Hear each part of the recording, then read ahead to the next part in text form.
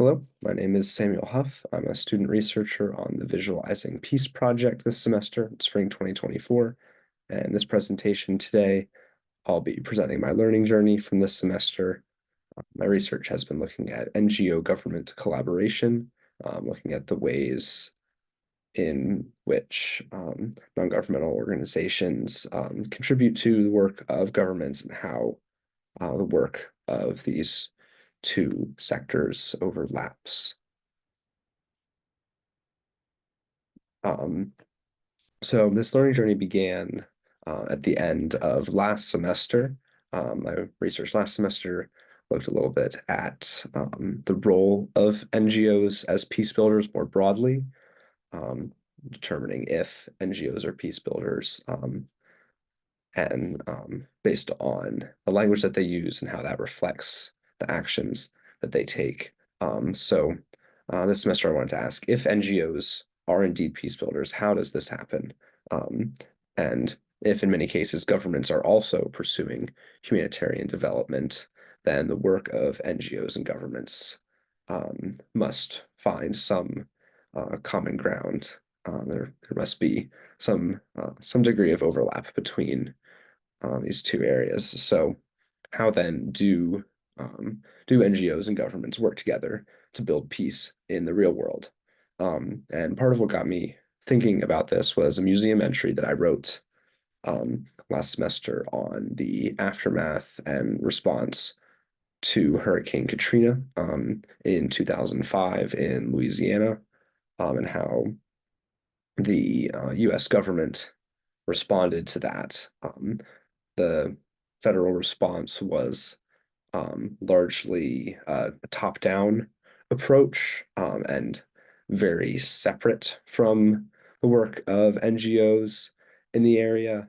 Um, and something that also stood out to me in my research was the fact that the um, government prevented any international aid from coming in to the country that would have benefited um, the people that were affected by the hurricane. So this this got me thinking about the important role that the government plays in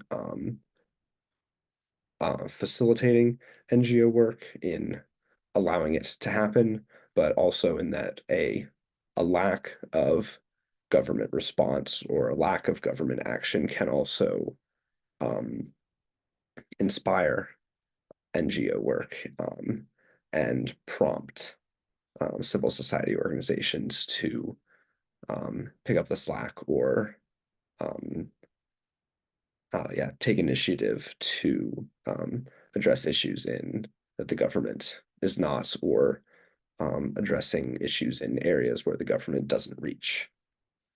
Um, so in the literature, some of the literature I've been looking at is on this slide here. And all of these articles will be in the Visualizing Peace Museum if you'd like to read a little bit, read the full articles for yourself, or just learn a little bit more about peace building and NGOs in general. So the first one is Coordination and Collaboration and NGO View by Charlie McCormick from 2013. McCormick was the president of the international NGO Save the Children from the late 90s to the late 2000s. So this article, this book chapter deals with a lot of the kind of firsthand experience of grassroots NGO work. He talks a lot about the importance of long-term framing in initial NGO action and a lot of the challenges in security that NGOs, security, collaboration, among other things that NGOs face as the humanitarian world is shifting. And a lot of this, he points out, specifically has to do with the militarization of humanitarian response, which is a very specific problem that NGOs have to deal with, but also one that is very important. The next ones is Operationalizing Bottom-Up Learning in International NGOs by Power, Mori, and Mori from 2002.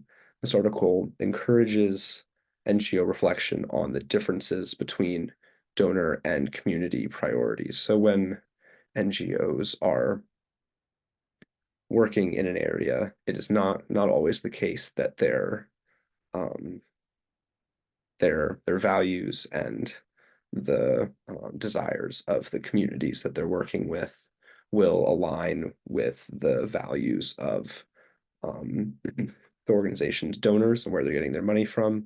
So donors end up being able to have a lot of power over these NGOs and can, in a sense, use organizations to facilitate their own visions, which, as mentioned, don't often align with the values of the communities that NGOs are trying to serve. So this article is, demonstrating that for NGO work to be really effective, NGOs have to be aware of this disconnect between donor values and community values, and be able to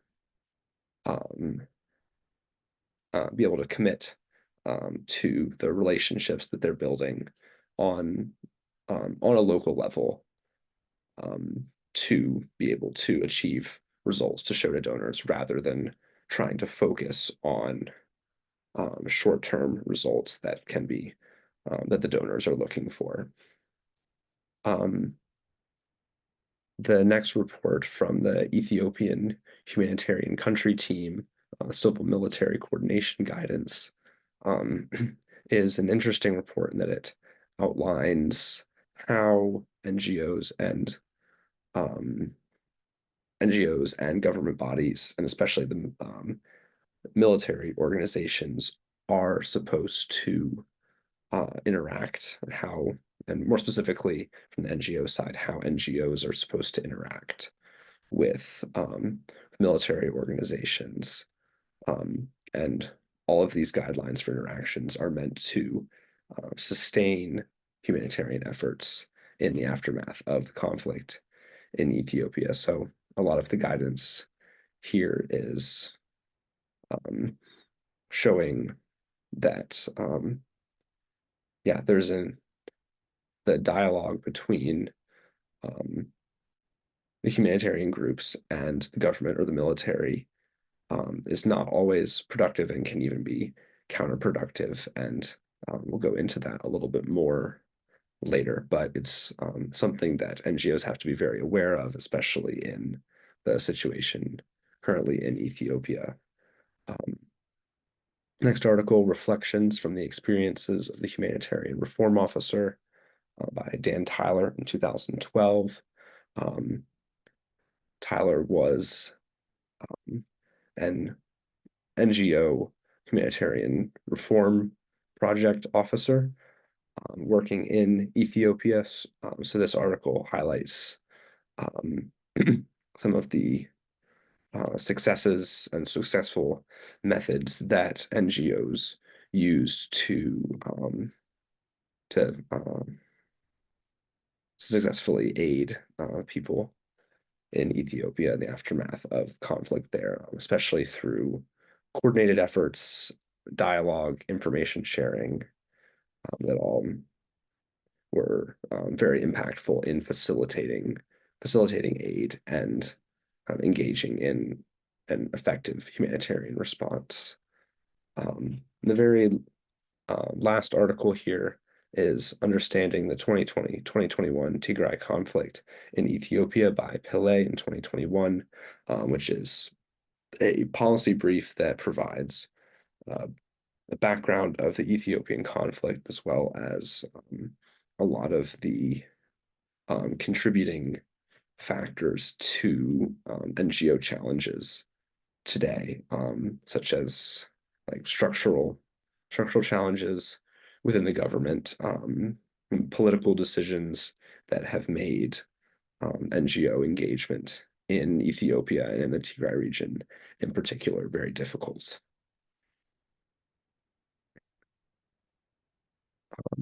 So I chose to, for my project this semester, to do a case study of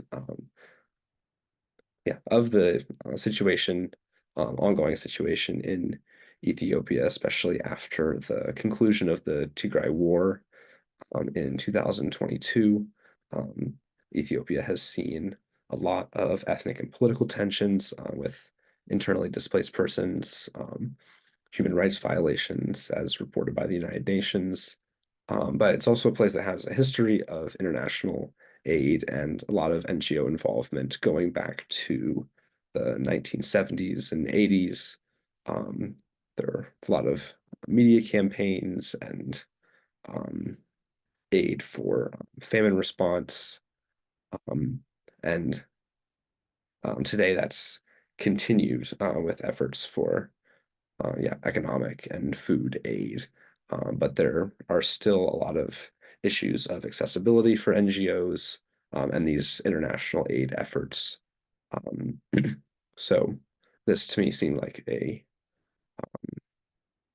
case that would be particularly interesting for looking at how NGOs and governments interact to allow aid to happen.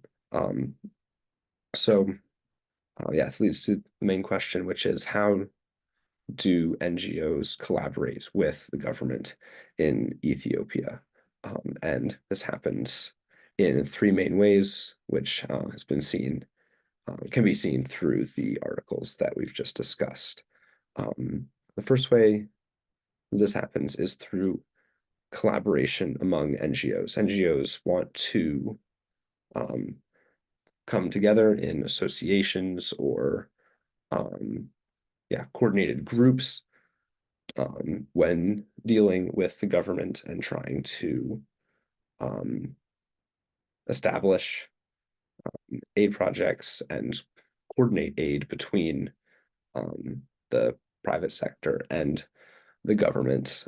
Being able to form a coalition gives the humanitarian sector more of a voice, again, for the coordination of efforts that ensures that each area of aid that um, needs to be addressed um, can be addressed. So rather than having each NGO acting separately and forming deals with the government, these coalitions like the Ethiopian Humanitarian Country Team, the UN Office for the Coordination of Humanitarian Affairs, and the Alliance of Civil Society Associations of Tigray all facilitate facilitate NGO work and help to try to get aid to as many people in as many different areas as possible. These coalitions also gain credibility when like a smaller organization can become part of um, one of these coalitions, and because they're part of that group, the level of trust that the government and the people they're working with has in them will increase. And we can see this, the importance of collaboration and its effects specifically in the Tyler report and the book chapter by McCormick. Moving on, the second way in which NGOs tend to interact with the government and as well as wider society in Ethiopia is through dialogue. The McCormick article highlights that it is difficult for NGOs to make immediate policy changes, but there are ways for NGOs to affect policy in the long term. And one of those ways is through dialogue and building relationships that will building relationships with people on the ground, with people that are going to vote in elections or be able to influence themselves influence change um, at a higher level, and also relationships with those in the governments that can eventually lead to political change. Um, NGOs also understand the importance of relationships with the media, calling on the media for advocacy when to bring public awareness to issues which can pressure governments, and also pressure governments through like internal means, their own people putting pressure on them or from the international community. The last part of dialogue that is very important, and especially for NGOs in Ethiopia with the very militarized nature of the humanitarian situation there, is understanding when to collaborate and when to separate, for NGOs to operate in isolation of the government. And especially in Ethiopia, collaboration of a humanitarian organization with a particular military group that might be able to provide security or security or exports, or use the threat of force to ensure that aid is eventually delivered, ultimately often will undermine the humanitarian um, the efforts of the humanitarian organization, because it will alienate many of the people that um, that these groups are trying to serve.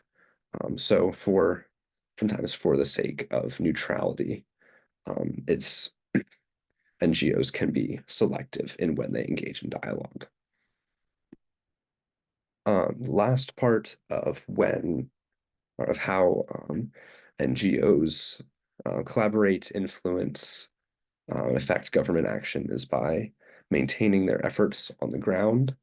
Um, the McCormick article, the Pillay brief, and the Power Mori article um, all show this in different ways. Um, but they show specifically that the perseverance of humanitarian organizations is very important, and that prioritizing efforts on the ground will lead to sustainable peace. That NGOs that are focused on kind of long-term planning and long-term goals that can create structural and political change are ones that will lead to a successful political peace.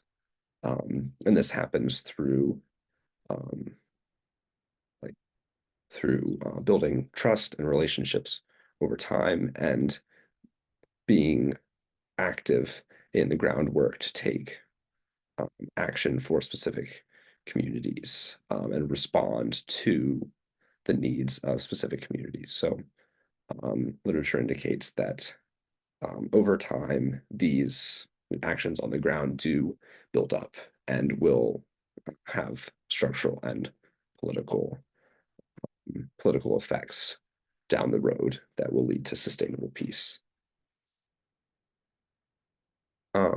Which leads to a couple of conclusions, in that though there are many obstacles to NGO and government collaboration, the persistence of humanitarian groups and the sustained efforts of these organizations on the ground are what is helping peace building in countries around the world, and that when NGOs do collaborate with governments, this happens by building relationships at a variety of different levels, through the personal connections that kind of have a trickle up effect, and at the institutional level, by um,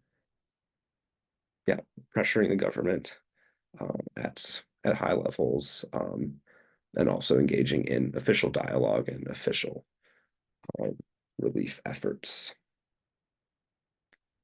So thank you very much for listening to this presentation.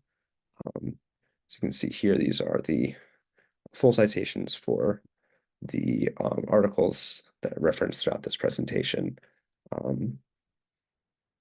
Yeah, have an excellent day, and please continue to enjoy and explore the Visualizing Peace Library.